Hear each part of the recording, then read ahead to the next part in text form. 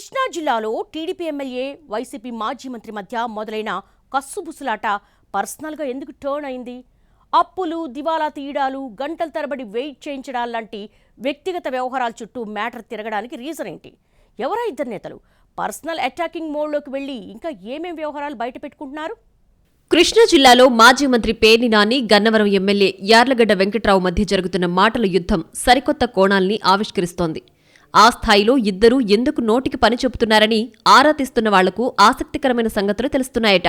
మామూలుగానే గన్నవరం నియోజకవర్గం రాజకీయాలు ఎప్పుడూ సమస్యాత్మకంగా ఉంటాయి. పొలిటికల్ ప్రత్యర్థుల వ్యవహారాలతో ఏదో ఒక వివాదం రేగుతూనే ఉంటుంది. ఇక్కడి నుంచి టీడీపీ తరపున 2 సార్లు గెలిచారు వల్లభనేని వంశీ. మూడోసారి అంటే 2024లో వైసీపీ నుంచి బరిలో దిగి యార్లగడ్డ వెంకట్రావు చేతిలో ఓడిపోయారాయన.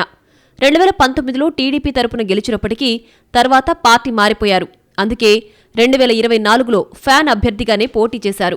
ఇక 2019-24 మధ్య గన్నవరం నియోజకవర్గంలో వల్లభనేని వంశీ, యార్లగడ్డ వెంకట్రావు వర్గాల మధ్య పోరు గట్టిగా నడిచింది.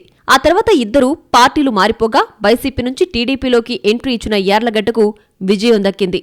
అయితే గత ఎన్నికల్లో కూటమి ప్రభుత్వం అధికారంలోకొచ్చాక ఎమ్మెల్యే యార్లగడ్డ మీద పెద్దగా విమర్శలు చేయలేదు వంశీ.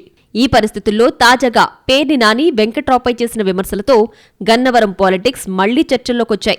ప్రస్తుతం కృష్ణా జిల్లా వ్యాప్తంగా వైసీపీ ఆధ్వర్యంలో నియోజకవర్గాల్లో జరుగుతున్న బూత్ ఏజెంట్ల సమావేశాల్లో జిల్లా అధ్యక్షుడి హోదాలో పాల్గొంటున్నారు పేర్ని నాని. అందులో భాగంగా ఆయన గుడివాడలో మాట్లాడుతూ వచ్చే ఎన్నికల్లో గన్నవరం, గుడివాడ 2 నియోజకవర్గాల్లో సిట్టింగ్ ఎమ్మెల్యేలకు టీడీపీ టికెట్లు దక్కవని, 2 చోట్ల టీడీపీ కనపడదని కామెంట్ చేశారు.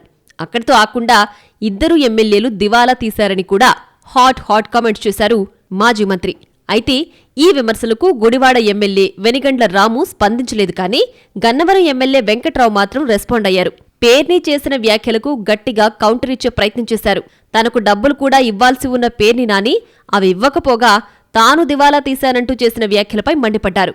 అదే ఊపులో దమ్ముంటే వచ్చే ఎన్నికల్లో గన్నవరంలో తనపై పేర్ని నాని పోటీ చేయాలని కూడా సవాల్ విసిరారు యార్లగడ్డ. అందుకూడా కౌంటర్ వేసిన పేర్ని నాని మ్యాటర్ని మరింత రసవత్రంగా మార్చేశారు. తాను మంత్రిగా ఉన్న సమయంలో యార్లగడ్డ వెంకట్రావు మచిలీపట్నం వచ్చి సలహాలు తీసుకునేవాడని, తాను అందుబాటులో లేకపోతే ఆర్ఎన్బి గెస్ట్ హౌస్లో గంటల తరబడి వెయిట్ చేసేవాడని కూడా చెప్పడంతో ఎమ్మెల్యే బాగా హర్ట్ అయినట్లు తెలిసింది. అయితే ఇక్కడే చాలా మందికి ఓ డౌట్ కొడుతోంది. రాజకీయ నేతల మధ్య విమర్శలు సహజమే. అందుకు తగ్గట్టే పేర్ని నాని చేసిన వ్యాఖ్యలను మరో ఎమ్మెల్యే వెనిగండ్ల రాము లైట్ తీసుకుంటే యార్లగడ్డ వెంకట్రావు మాత్రమే ఎందుకు సీరియస్ అయ్యారంటూ ఆరా తీస్తున్నారు. ఆ క్రమంలోనే కొన్ని కొత్త సంగతులు వెలుగు చూస్తున్నాయట. గతంలో యార్లగడ్డ, పేర్ని ఇద్దరూ వైసీపీలోనే ఉన్నారు. ఆ సమయంలో సన్నిహిత సంబంధాలు నడిచాయట.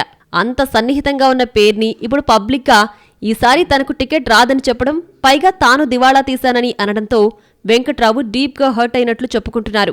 అలా ఫీల్ అవడం వల్లే నాని గతంలో తన దగ్గర డబ్బులు తీసుకున్నాడని, వాటిని ఎప్పుడు తిరిగి ఇస్తాడో చెప్పాలంటూ మీడియా ముఖంగా అడిగినట్లు తెలుస్తోంది.